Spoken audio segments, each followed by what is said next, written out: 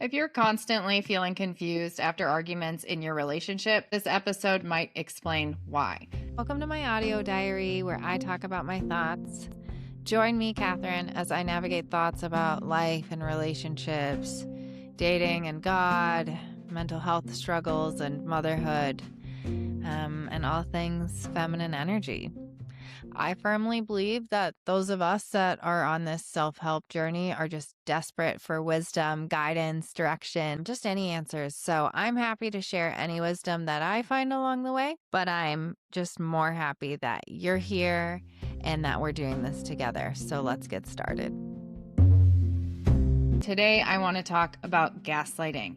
So one of the biggest signs of gaslighting is that you're starting to trust your partner or the other person's version of reality over your own version of reality. So have you just ever walked away from a conversation just feeling confused, like that got flipped on you? Does it feel like it always gets flipped on you? Is that happening? Because that's a huge sign of gaslighting. That's a huge sign of being in a toxic relationship. So I want to break it down. I want to break down what gaslighting is and how it's done, because there are many ways to gaslight, and I'm going to reference my little playbook here, the Narcissist Playbook.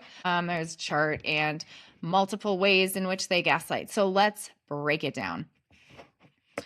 Gaslighting is when somebody manipulates you into questioning your own reality, your own memory, your own feelings, your own emotions and feelings, right? And your own perception of reality. It's when someone twists things so much that you start wondering if you're the problem. And if you just feel really, really bad about yourself every time you have a conversation with your partner, there's a strong chance that there is gaslighting involved. So one way in which we can talk about gaslighting is DARVO. Deny, attack, reverse victim and offender. Okay. So one way that somebody gaslights you is just by denying what happened. You bring something up hurtful that they say and they respond, I never said that. That didn't happen. I didn't say that, right? So they deny, and then they're going to attack you. Why would you bring that to me? Why would you accuse me of this? Why are you so insecure? And then they're going to reverse the victim and offender. So I want to talk about different ways that people can gaslight, because I personally believe that once you're very firm in your understanding of what gaslighting is, it's much easier to see it and combat it and not internalize it as you're crazy or you're doing something wrong or your perception of reality is wrong or anything like that. So let's talk about straw manning. Straw manning is a common way that a narcissist will gaslight you, or a toxic person. We don't, all the toxic men on my social media want to say, oh, women accusing everybody of, they just can diagnose anyone with NPD now. Okay, so screw it. Toxic person, the toxic person in your life that's gaslighting you is going to use the straw man tactic. The straw man is an analogy. It's an analogy in that this person, this toxic person cannot fight an actual man. I'm sorry, they cannot fight and win an actual man. They can fight a straw man because that's fake and it can't fight back, right? It's not real. So they can fight a straw man, but they're actually not strong enough or maybe equipped enough to fight an actual man. In this situation, the straw man is the story that they make up in an exaggerated form because that argument they can win. I'll give you an example. You come to them and say, I haven't heard from you in 2 days, like you disappeared, and like you just disappeared. And then they come back with, so I'm sorry, I have to be in constant contact with you. Okay, so you want constant contact. I need to be just on top of you, texting you all day, every day. Okay, so they can't win the actual argument of why did they disappear for 2 days and why can't they just pick up the phone and send a text to let you know where they are or call you and let you know where they are. So they're going to change the argument to that you're super clingy. You need constant communication and reassurance, right? Like this is your problem. Here's another example. Their story isn't lining up with, say, a woman or a past relationship or some missing time, something like that. And you're trying to talk to them about it. And they say, well, okay, yeah, I guess I have to tell you every single person I've ever spoken to in my life. You want a list of anyone I've ever talked to? Oh, okay, you want me to tell you anytime I speak to anybody ever? No, actually, that's not what I'm saying. I want to know where you were last night, like, or why you were with your ex-girlfriend. Okay, so they're replacing your very valid argument, your very real feelings, and probably your correct intuition. And they're replacing that with this exaggerated narrative to make you seem like this insecure, insatiable person that like they can't provide security to. And that's just not fair. It's not fair. And if you haven't been loved by a secure person that's provided you security, you might believe that you are the problem, right? But you're not. Let's talk about another way to gaslight. There is the word salad. So word salad is essentially when they just kind of are saying a lot of things while saying absolutely nothing at all. It's like all of these words are coming out of their mouth, reflecting, they're over here. I mean, it's probably going to be very intellectual, maybe trying to confuse you fast, jumping around, jumping all over the place. By the end of it, you're exhausted. You don't remember your point. I mean, you've had so many points because then they detract from that one. Then they're over here. Well, you did this. It's just like you cannot keep the argument straight. Oh my gosh. The absolute most exhausting is the word salad. Okay. Let's talk about the double bind. The double bind is when they tell you to go get a job and then they yell at you for never being home. It's when they tell you that you are super clingy and you need to get a hobby. And then when you get a hobby, you've abandoned the family. Okay. It's when they actually put you in a lose-lose situation. It's when you say, do you want me to pick up chicken or steak from the grocery store? And then you pick up chicken.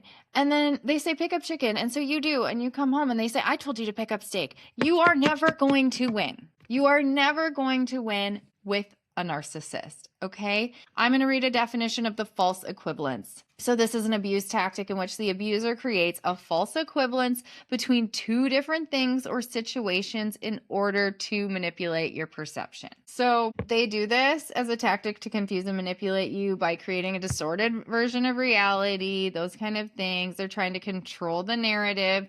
And as always, to avoid accountability. So another way that you will experience gaslighting is the minimizing of feelings. So suddenly the conversation becomes about your flaws. You always start problems. You're too sensitive. Your feelings are the problem is the bottom line. Minimizing how you feel. Gaslighting,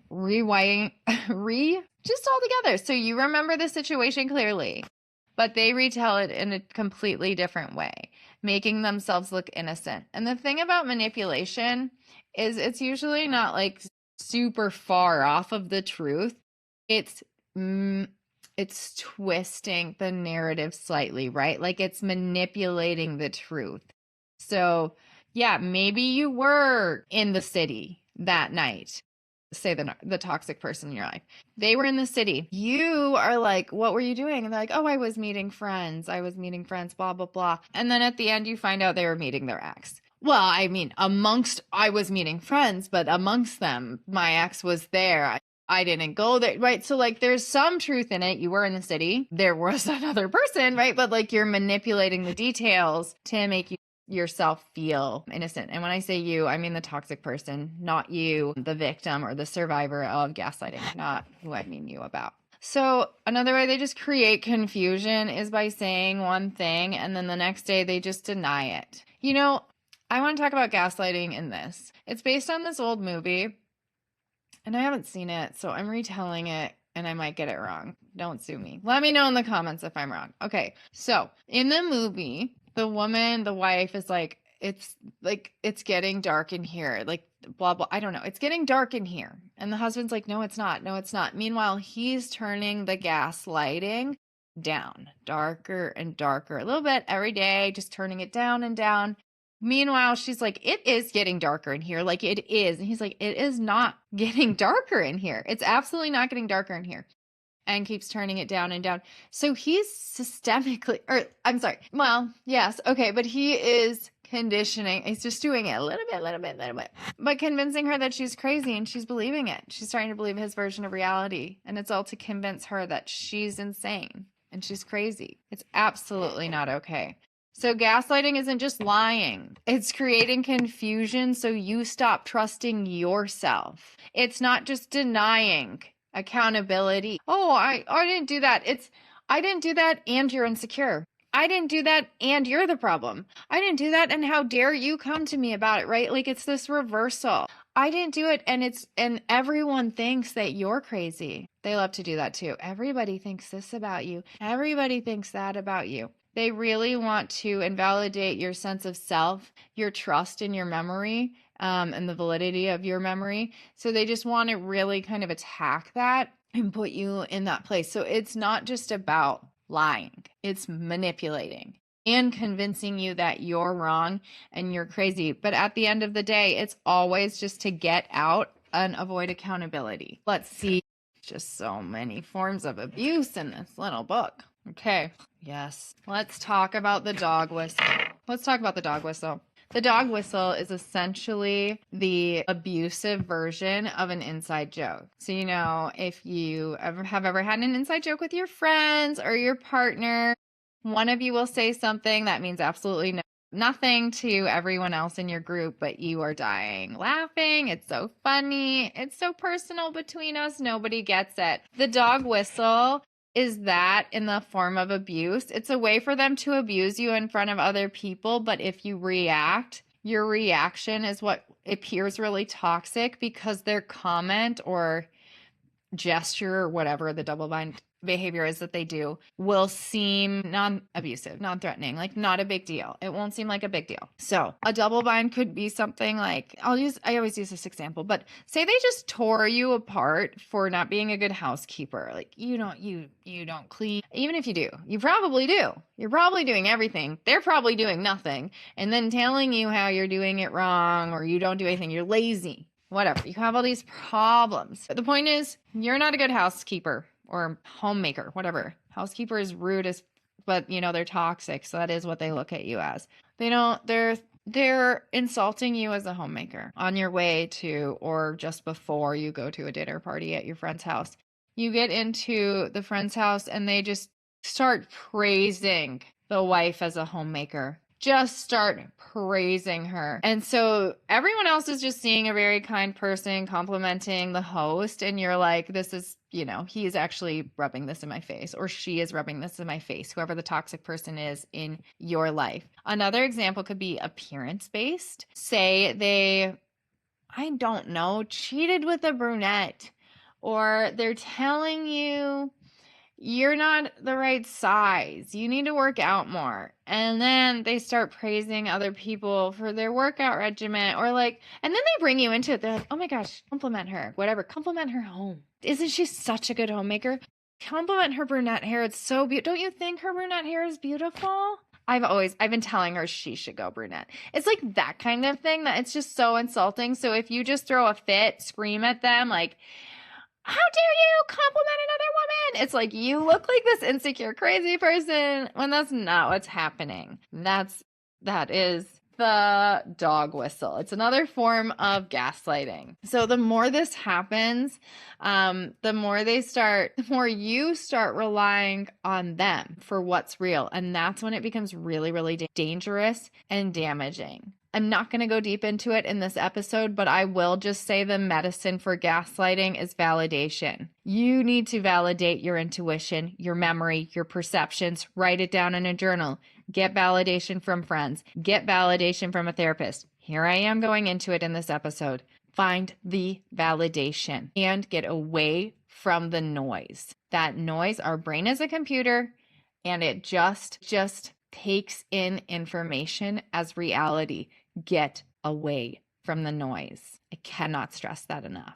Thank you for joining me on another episode. I'm always excited to empower and educate people on gaslighting because I want the entire world to be able to protect themselves from gaslighting. So please leave a comment. Let me know if this resonated with you and what is your toxic person's favorite way to gaslight? Because I know I didn't name them all. So drop it in the comments and I'll see you next time.